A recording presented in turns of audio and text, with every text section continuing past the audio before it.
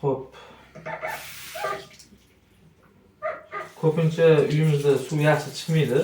Napor bor joyda napor yaxshi bo'lsa ham, bu yoqda suv yaxshi chiqmasligi mumkin. Shunaqa holatda nima qilamiz? Mana bu joyini uchini qaraydigan bo'lsak, mana shu ombir bilan yoki kulich bilan shuni yechib olamiz. Shu baklashgan qopga o'xshab bu tomonga buraladi. Shundan keyin o'qingda. Shundan keyin buni ochamiz. Nakib to'lgan bo'ladi, tushdi uje. Ko'rayotgan bo'lsanglar, suv yomonligidan mana shunaqa to'lib ketadi.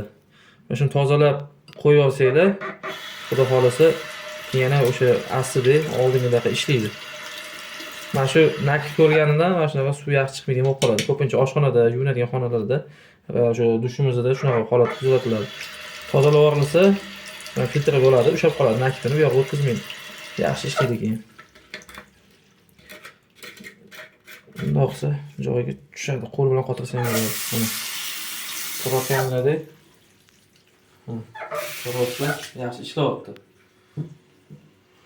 Shunaqa. Uy sharoitida bemalol bitta passajitlik bilan yoki krokodil kulish bilan yoki qo'lda qilsa bo'ladi. Shuni tozalab olsanglar bo'ladi. Oddiygina. Ustiga ham chaqirib o'tirmaysizlar.